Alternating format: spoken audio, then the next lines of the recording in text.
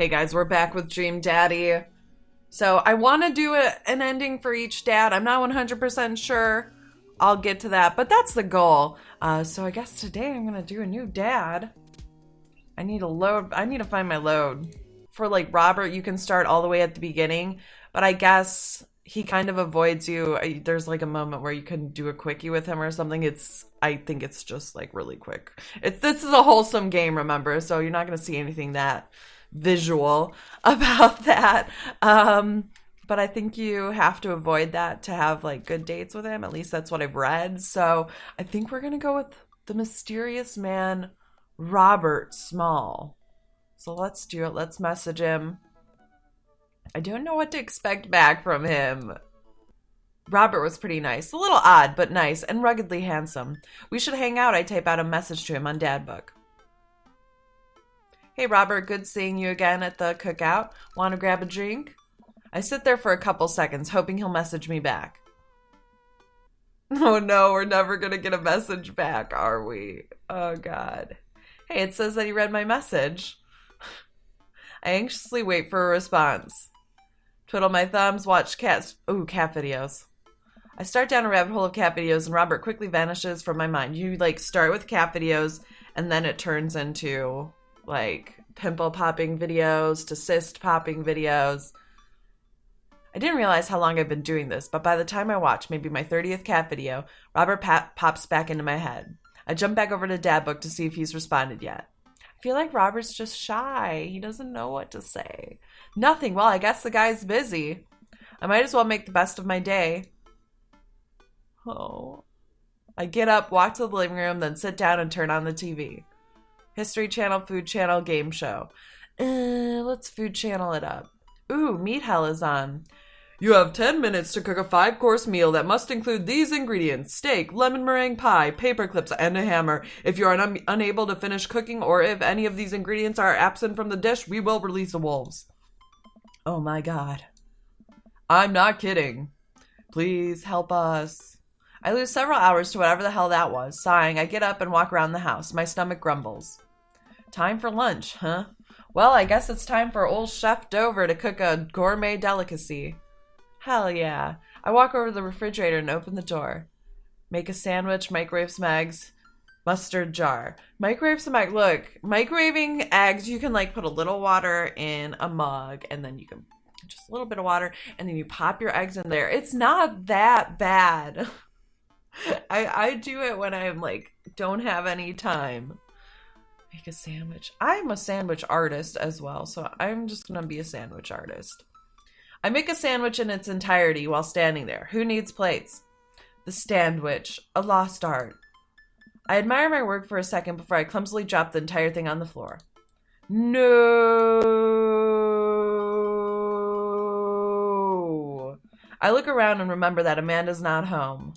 Or she would have got the smack for that, even though it was my fault. I need to release my anger somehow. This is still good. 5-second rule, right? I reassembled my sandwich, peeling pickles off the floor and putting them back where they belong, in my mouth. Man, I feel like I can't 5-second anymore. And maybe the rest of you with pets will like be able to verify this. Sometimes pet hair just gets fucking everywhere. And no matter how much you clean, it's like it just comes back and it floats right to your fucking food. Wait, I'm a wreck. I finish my snack and walk around the house some more, bored. When's Amanda coming home? Oh, I just remembered something. When we were packing up the old house, we found an old basketball hoop that would hang off of a door. It would really bring the living room together. I wonder where I put that. I spend a couple minutes poking around the new place until I find it. After installing it above one of the doors in the living room, I'm ready to dunk. Oh, I thought I said I'm ready to drink. Come on in, slam. And welcome. I take a leap from the free throw line and rocket that sucker down the net. The crowd goes wild. And welcome to the jam. I pull up from the three-point line, breaking ankles and sinking a fadeaway. And I forgot the rest of the words to the song. No look behind the back hook shot. Everyone's on their feet. Something something Space Jam. I managed to just barely defeat myself at horse before Amanda comes home. Then we cook dinner together. We're proud of ourselves for not even coming close to burning down the house. I feel like Robert's gonna message us back pretty late. Afterward, Amanda and I dig into a carton of ice cream over an episode of Chopped Toddler Tournament. What you have in front of you is molecularly deconstructed sweet potato with a brown sugar demi-glace with creme fraiche, of course. This is literally a jar of baby food. The toddler immediately bursts into tears. Are we bad people for watching this? Yes. Just then, my computer dings. Huh? What's that? Oh, you probably just got a message.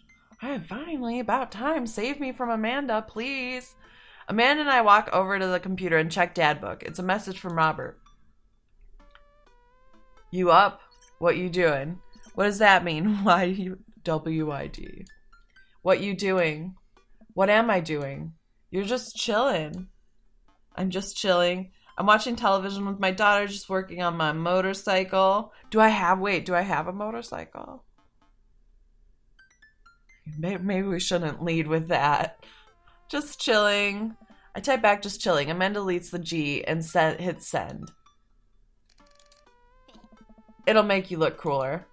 A couple moments pass by. Another message pops up. Want to grab a drink? Hey, that means he wants to hang out. I know what that means, Amanda. Smack her. But it's kind of late. And I'm a grown-ass man, so... Come on, Pops, live a little. I am living, with ice cream and traumatized toddlers. Well, it's your life, but I think you'd have a lot of fun tonight. You are trying to get to know the neighbors better, aren't you? Fine. I will untake the smack back. Alright, I type back a message to Robert asking him for details, and he tells me to meet him at Jim and Kim's. Well, don't wait up for me. I never do. I throw on a nice jacket and run out the door. It's only a short walk to Jim and Kim's, and it's a beautiful night. Oh, hell yeah. I walk into the bar and see the usual crowd of barflies drinking beer and watching sports. I spot Robert at the back of the bar, wave hi as I walk over. Hey, man, how's it going? Hey, buddy. Ahoy there. Hell yeah, Mary, let's get fucked up. Fucked up. Did I finally find my party people in this wholesome-ass game? Robert and Mary are here? Uh-oh. I brought Mary along. Figured we needed a drinking buddy. Hell yeah, I agree. I'm okay with this. Aw, man, you gotta tell us weird stories about Robert, though. Or Joseph, I mean. That's your husband. You're Robert.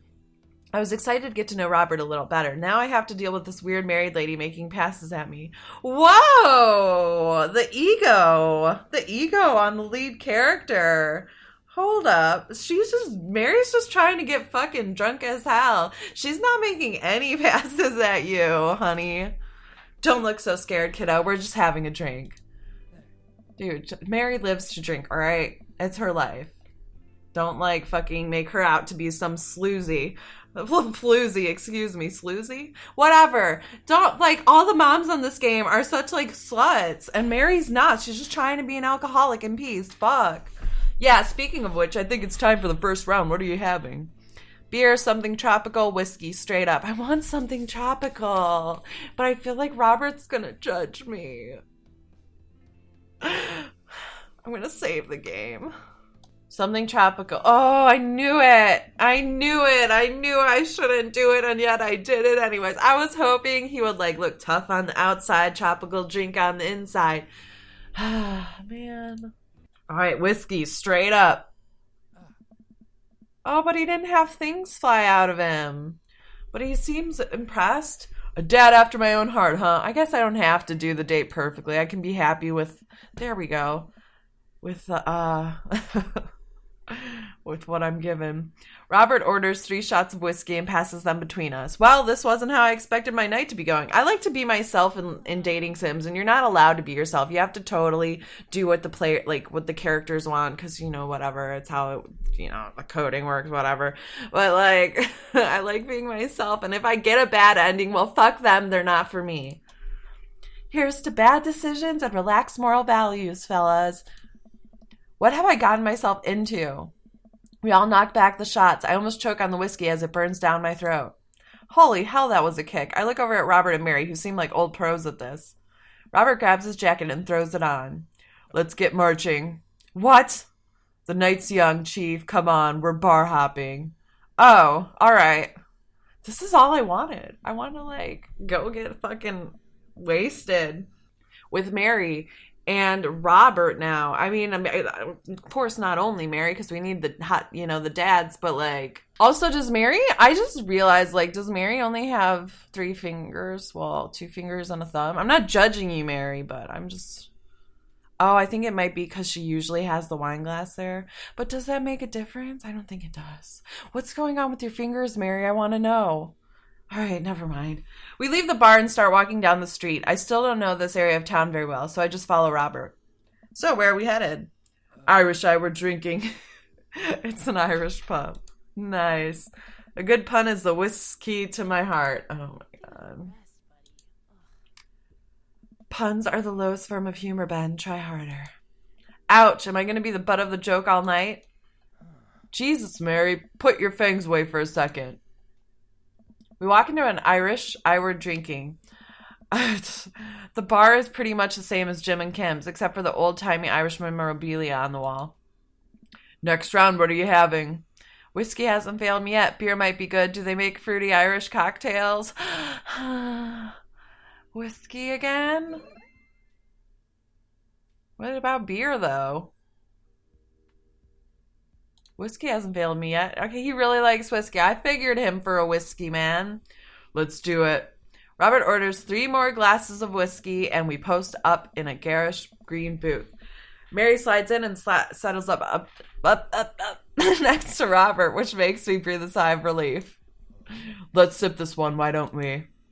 Suit yourself. Mary immediately downs her shot in one gulp and burps loudly. That'll put hair on your chest. You are truly the paragon of grace and beauty. Mary grabs my drink and sips on it. Bitch! Give her the fucking smack. Give her 2 smacks. That's mine, alcoholic. Alright? I'm happy to hang out with you and drink with you, but you keep your fucking hands to yourself with your 2 missing ass fingers, whore. And I said it wasn't a problem before, but actually, now, suddenly, it looks like you're fucking mirrored and your left arm is suddenly, or no, now it's her right arm with the missing fucking fingers. So what is it, Mary? What's with your fingers? Hey, Ben, be a dear and get us another round, will ya? Hell no. Give me my motherfucking drink. I don't know how to process this evening at all. I get up and order another round of drinks from the bartender. As I head back, I see Mary and Robert having a lively conversation. Robert roars with laughter. I don't think I've ever seen the guy smile, let alone laugh. They're probably making fun of Joseph, and I'm not there for it. I take a seat across the booth from them and pass out the drinks. So, Edith's kid snuck some pop brownies onto the table at the last bake sale, right? Oh, that wasn't me at all. I wasn't the one who made the pop brownies at the last bake sale. Definitely wasn't me. And they blamed it on Edith. No, it's probably different pop brownies. Everyone made pop brownies for the church bake sale, let's be real. And I spot that little hemp sweatshirted gremlin in the act. So I go up to Edith with a baggie, and I'm about to tell her when all of a sudden she just freaks out at me. You're ruining the bake sale, she says. I should have been PTA president. Your boots are bad and blah, blah, blah. So what'd you do? I told her to have a brownie and then everything was going to be fine. Oh! They both erupt in laughter. I politely follow along with the story. She ate 3. Holy shit, she ate 3 edible brownies. She's going to be like... She's going to go to the... Like, that's someone that's going to, like, not know what's happening and is going to go straight to the hospital. More laughter. Okay, that was actually pretty funny. Oh, so drugging people is funny to you, Ben? Huh? She called the cops and told them that time had stopped. Mary looked directly at me. Do you smoke weed? Hell yeah, you got some? What? You know, the devil's lettuce. Yeah, I fucking know. Pull it out, bitch. I have 2 big fat blunts in my purse right now. Want to blaze? Hell yes! I knew we had to hang out with Mary. Everyone was so wholesome in this game. And I saw Mary and I was like, that is an alcoholic. She will know where the party's at. Hell yes. You with the feds? What? No? What is this shit? Where's the fuck yes? I worked hard for what I have, and no 2-bit corner boy is going to drop the dime on me. Hopefully this is just a sarcastic joke and is actually we're going to say yes. So you take what you're pushing somewhere else and I'll keep running my business the way I want it run. What? Remember, you come at the king, you best not miss. Jesus, kid, dial it back. Robert giggles helplessly. I'm just kidding, cowboy. Lay off the kid, Mary. He might not be used to your brand of humor. Fine, fine. But can we smoke the blunts? Oh, so another game where this wholesome-ass game where you can fucking binge drink, but you can't smoke some weed. I'm sick of it in video games where you can constantly be binge drinking in your game, but as soon as the weed is pulled out, fuck. Sorry. Just kidding. We sit around and sip our drinks, people watching and cracking jokes. After a little bit of time, I begin to warm up to Mary. Her jokes become much funnier and much less scary. But it seems like she's not going anywhere anytime soon. I just wanted some alone time with Robert. I wonder if I can get her to leave somehow. Isn't Joseph wondering where you are? Lots of eligible bachelors around here, huh? Could you get the next round? Ooh, I'm gonna pull that on her. Make her get the next round. You trying to ditch me, pal? Bitch, no, I got the last fucking round. I know, because if you're trying to ditch me, you can just tell me to scram. Wanna play scram? Holy shit, we could totally play it. Look, scram. We could totally play it. Wanna play scram? I just... No, it's fine. Ben wants alone time with his new best buddy, Robert. Read you loud and clear. The wingman breaks formation to pursue their prey. Now, if you fellas will excuse me, Mary needs to sink her teeth into a helpless boy. Good luck, Mary. Go with God.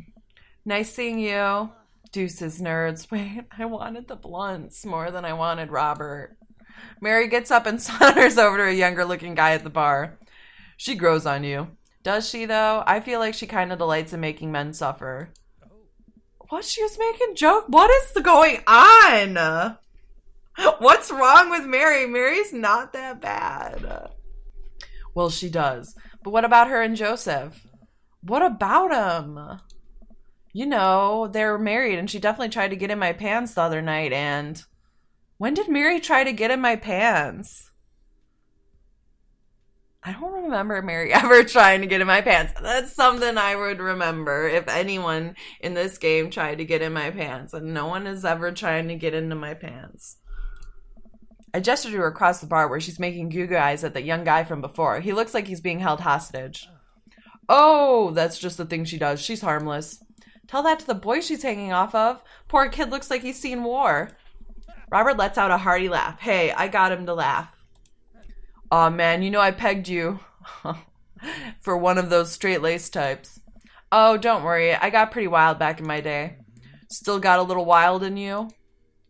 You know, there's so much wild in me. I have a child I need to care for. You know it. Robert orders a couple more rounds of shots. I gulp. What am I getting myself into? Oh, God, we're going to black out. Think you can go shot for shot? There's only one way to look cool here. I grab the shot closest to me and down it. Robert looks impressed. He takes his shot and knocks it back. That's one. So, what do I even talk about? He is so cool and he probably hates small talk. So how are things? I hate small talk. Okay.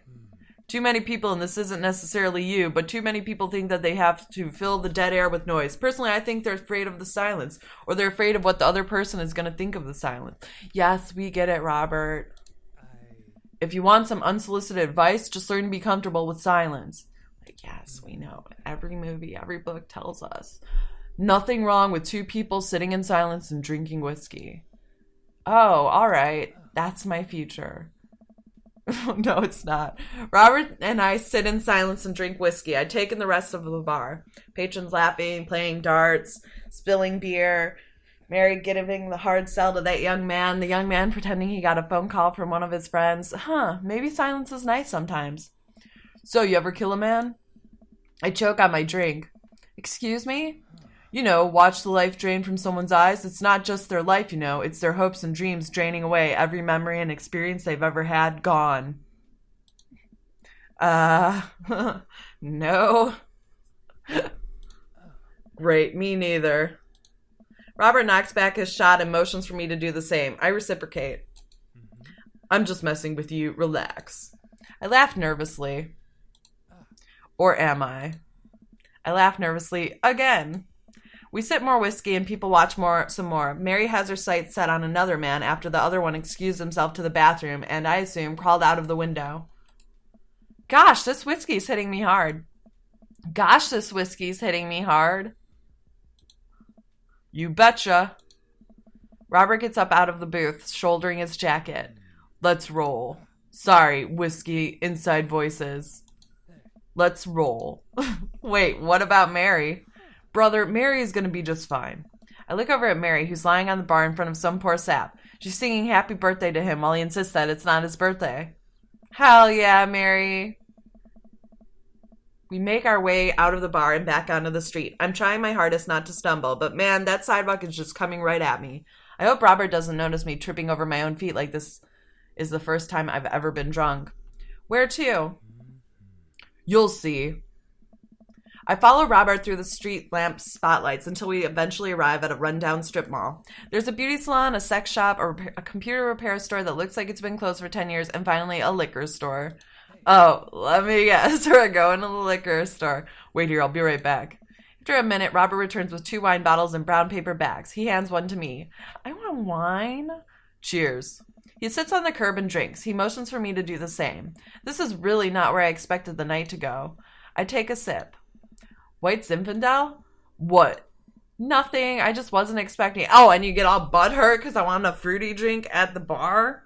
You know, that fruity drink could have possibly had a lot of liquor. Some of them do, even though they taste really delicious. It is delicious, fruity, and refreshing. Don't judge me. Oh, I'm judging you because you judged me earlier, and I had to reload the game, Robert, so thanks a fucking lot. I start to say something, think of his lecture about valuing silence earlier, and stop. I sip on my wine and watch cars drive by. Let's throw rocks at shit. Whoa. Robert suddenly hurls a rock at a stop sign. The ding echoes throughout the empty parking lot. That felt good. He presses a stone into my free hand. Now you try. I don't know. With feeling. I look at the rock in my hand and look at the stop sign. Back at the rock. At the stop sign. I know what has to be done. I got a problem with authority. I'm sorry. This one's for you, Pappy. I have unresolved resentment towards my father, and I'm going to express it through property damage. Dude, it's just throwing a rock. It's going to be okay. I hurl the rock at the sign. It sails over the stop sign, right into the window of a parked car, leaving it cracked. Dude, run! Oh my god. I leap up and dart into the nearest alley, wine in hand. I can hear Robert's footsteps behind me. After I'm sure I'm far enough away from the cracked window that I am no longer culpable for this heinous crime, I stop to catch my breath. Maybe we strike rock throwing from the to-do list. What if there were cameras? And now I'm like, they're gonna know my face. Agreed. Suddenly my stomach growls. Oh man, I am starving. Let's get pizza. I can't argue with that. I don't think we're gonna be caught. Where's good around here? Actually, I don't even care if it's good. It just needs to be edible and in my mouth in the next 5 minutes. I know just the place. I follow Robert through a maze of alleys and side streets until we eventually end up in front of a tiny hole-in-the-wall pizza joint. The bright red neon sign reads, Pete's Piece of Pizza. Wow. Ta-da! I can see a few exhausted-looking workers behind the counter tossing dough and pulling piping hot pizzas right out of stone ovens. My stomach rumbles again. We go up to the counter and get ready to order. Can I get 2 slices of Hawaiian pizza? Oh, wait, Ben, you're cool with pineapple on your pizza, right? Oh, God. Of course this argument is going to be here. Of course. I'm okay with it every once in a while. I really am. Not all the time. I don't want pineapple on my pizza all the time. But, you know, maybe once a year, once every 2 years. I'm, like, willing. We wait a minute for our pizza to come out of the oven. I'm practically drooling at the smell. The cashier hands us each giant slice on a paper plate so saturated with grease that I'm worried it will fall apart. We take our pizzas outside and wander through the alleyways as we eat. I take a bite. It's absolutely delicious. Pineapple is truly the best pizza topping. I mean, I don't think so, but you said it. Man, I feel way better now. You and me both. We hear noise coming out of a slightly ajar door in the alleyway. Robert looks at me excitedly. Got any more of that wild in ya? You betcha. I love my daughter and I should go home to make sure that she's all right. You betcha. Robert and I slide the door open and peek inside. It's completely dark except for some flickering light. We slowly creep forward, cautious not to be heard or seen. Shh. Don't shush me so loud. Shh. We come to the end of the hallway and find ourselves... Oh my god, sorry. I started choking when I shushed. I edited that part out, but you can hear me dying now. Find ourselves standing in front of a movie screen. Oh, this suddenly makes sense. Did we really just sneak into a movie theater like a couple of teenagers? No talking during the movie. We look into the audience and are surprised to find that it's almost completely empty, save for a row of a few teenagers in the front. They look annoyed when they notice us. Robert starts making his way to the very back of the theater, and I follow him. We settle in with our wines and try to make sense of the movie. It's a romantic comedy, I think. A young man is frantically trying to get through New York to find the woman that he's finally realized he's in love with. Kiss already. There's nobody to kiss yet. You want him to kiss the taxi driver? Hell yeah. Yes, me too. The kids down the way notice us heckling. One of them speaks up. Hey man, keep it down. Go fuck yourself, bitch. Oh damn, that's Ernest Hemingway, Hugo's kid. Oh my god. Ernest, hey Ernest, I know you. It's me, your neighbor. Hi. Ben, really? Ernest turns back around, embarrassed. I turn back to Robert. He kiss anyone yet? Turns out that yes, he did kiss someone. He made his way out to a tiny island near New York to profess his love for a woman who for some reason he knew would be there. She tells him that they hit the jackpot. He said they had, but I think that was some subtext I'm missing here. Boo, love is dead. Shut up, it's beautiful. No, you shut up. Ernest grumbles. The credits start to roll. I stand up. Robert immediately pulls me back down. Hundreds of people worked very hard to make this film happen, and you're going to sit here and appreciate them. Okay. Look at that, Elizabeth Shelton. She worked really hard. I bet she did lots of good wardrobe design. Thank you, Elizabeth Shelton, for this beautiful film-going experience. And Peter Anders Catering fed a bunch of people so that they could have the energy to do their jobs. What a guy. We let the credits roll while Robert individually thanks every member of the crew. Once it's finally over and he makes sure no animals were harmed in the making of this film, we leave the movie theater. We stumble into the theater parking lot, polishing off the rest of our wine. Hey, assholes. Out of nowhere, a rock flies through the air and hits me on the knee. My knee, what the hell? Ernest and his friends stand in the alleyway, blocking our exit. Oh, what do you guys want? Why'd you go and throw a rock at my knee? Fucking karma coming for me for throwing that rock earlier. This is my good knee. My orthopedist is going to be pissed. Ernest tossed another rock up and down in his hands. What's wrong with this kid? You ruined my theater-going experience. Now you have to pay. Well, then why didn't you fucking snitch on me to the fucking theater people? Like, what are you doing now? I'm going to fucking smack you. Oh, well, I don't have any cash on me right now. And, like, movies got really expensive. This little bratty ass kid, man, and the fucking his dad has the nerve to tell me that Amanda is a problem. Oh, Ernest hucks another rock at my other knee. I'm able to jump out of the way, but I didn't properly stretch before physical activity, and I'm probably going to feel super sore in the morning. Well, I was going to be hungover anyway, so we ruined it for you. That movie was pretty crappy in the first place. Hey, you take that back. That was a beautiful love story with really genuine acting. You call that good acting? What classicist mainstream slop have you been served your entire life? What? Have you ever seen any Michael Powell, A Matter of Life and Death, 1946, easily the toughest 5 minutes of love you'll ever witness? Listen, man. No, you listen. That popcorn-ass drivel the mass media is shoving down your throat will only make you dumber and sadder. You, of all people, should strive for a higher standard than the art you consume. Your name is Ernest Hemingway, for Christ's sake. Oh no, now you've done it. Ernest rushes Robert, screaming like a banshee. Ah! I dive between Ernest and Robert, trying to stop the kid. He lunges forward, kicking me as hard as he can in the knee. Fuck, my knee! Robert gets in between Ernest and myself. It's as if he's seeing red. Fuck, my fucking knee hurts.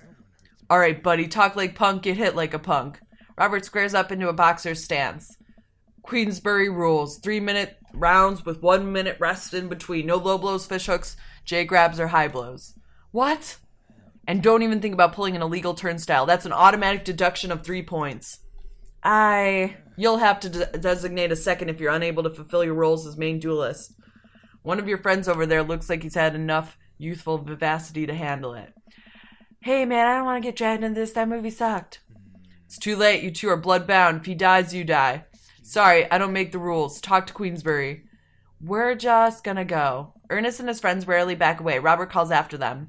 The Queensbury Association will hear about this and consume better content. Once the teens are safely out of earshot, Robert turns to me. Were you able to actually fight that kid? Were you about to actually fight that kid? Are you kidding me? I would never hit a child. That would be despicable. You throw the rules at them, though. They always bolt. Nobody wants a Queensberry-sanctioned throwdown. But, full disclosure, I made half of that up. Wow. See, you don't even have to know the rules. You just make them up. Come on, let's get out of here. Robert and I cool down as we walk back to the neighborhood. I'm so sorry, I get really into the art of filmmaking when I drink. It's okay, I think it's cool how much you like movies. To be honest, I don't know a lot about them myself. Buddy, I got so much to show you. You ever see any Sam Fuller? I haven't. Fuller is cash. Thanks for defending my honor. Thanks for dinner and a movie. Thanks for the adventure. Thanks for the adventure. Adventure is all I got, buddy.